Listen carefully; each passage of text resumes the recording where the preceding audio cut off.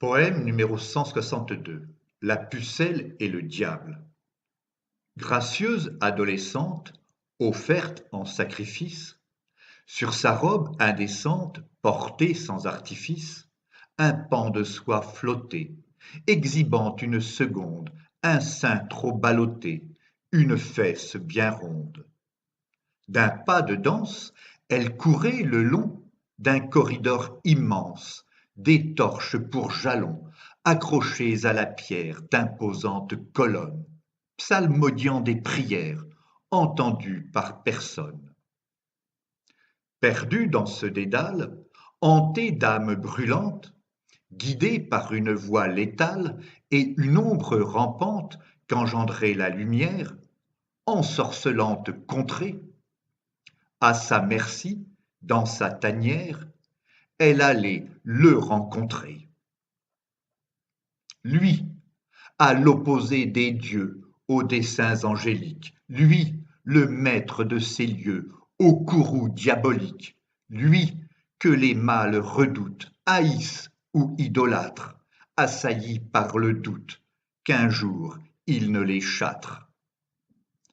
Aussi retors et laids, pervers et démoniaques qu'ils soient, cet écervelé sanguinaire maniaque, guetteur de consciences en quête de coups à faire ou de viles expériences, glaçait déjà ses chairs.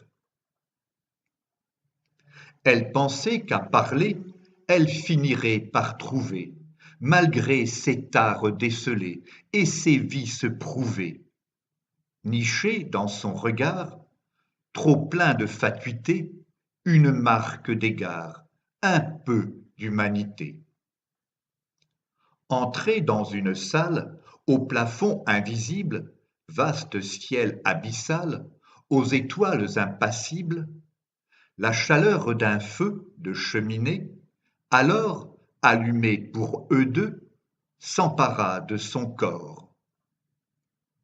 Dans ce décor baroque, trop kitsch pour toucher, solide comme un roc, il y avait une psyché, à la matière étrange, aux reflets ondoyants, pareils à des franges sur un verre rougeoyant.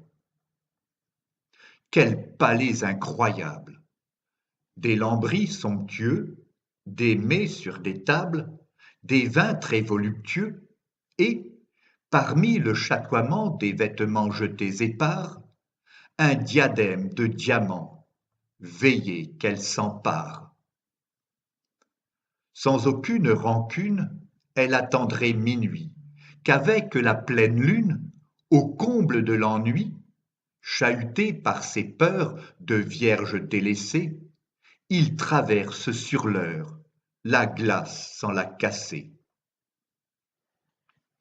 Au moment fatidique de ce 12e coup, se sachant magnifique, elle sentit tout à coup, bien au-delà du mal, qu'il saurait l'admirer, si elle s'offrait, fatale et nue, sa robe retirée.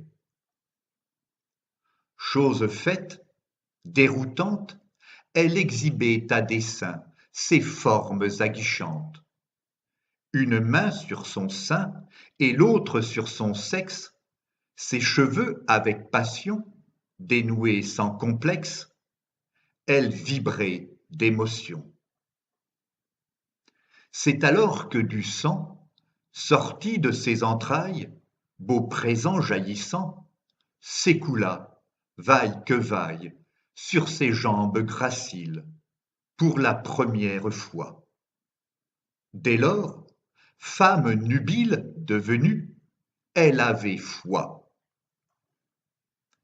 Féconde et consentante, elle patientait au loin, quand elle vit vacillante le miroir en un point s'entr'ouvrir brusquement. Béant, il livrait un passage à Satan, roi des tourments, assaillant à tout âge. Avec ses pieds fendus et sa hampe dressée, avec son poitrail velu et sa haine professée, avec son esprit cynique que nul n'aurait cerné, Repoussant et sardonique, il était la disgrâce incarnée. Les murs tremblaient, face à ses yeux de braise, ensorcelés d'emblée, le cœur trop mal à l'aise, face à cette bête immonde aux crimes impunis, sentant la vanité de hurler à la ronde, elle s'évanouit à temps. Une voix caverneuse, profonde et envoûtante, gagnait son âme radieuse, tandis qu'en proie latente, elle se laissait surprendre. Sans pouvoir l'expliquer, ne voulant plus attendre, elle piaffait d'abdiquer. Voilà pourquoi elle ouvrit ses beaux yeux en amande, abandonnée au seul mépris d'un Lucifer aux commandes. Entre ses cornes pointues, coincée, l'air tout apeuré, plaquée contre le sol nu, elle faillit en pleurer. Devant tant de laideur, de pouvoirs arbitraires, elle eut un recul d'horreur, dégoûtée à l'idée de lui plaire. Mais, soudainement, à le voir s'émerveiller à tant de beauté exposée, sublime faire valoir, elle n'eut plus peur de fauter. Malgré ses hésitations, elle devinait, caché dans cet être en perdition, un émoi transcendant, nos sottes empathies, nos niaises tendresses, preuve de ressenti d'une âme pécheresse. Aurait-elle le pouvoir, par ses grâces de vierge, qu'il veuille enfin savoir comment, sur les berges de l'amour, être autre?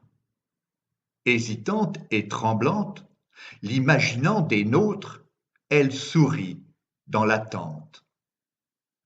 Ses yeux pleins de larmes, ses lèvres rosies tentantes, son minois plein de charme, elle ouvrit des bras d'amante.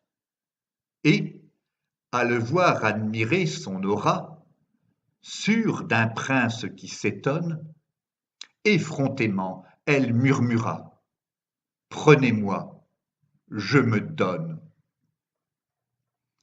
Poème écrit par Philippe Parrot entre le 5 et le 8 mars 2016.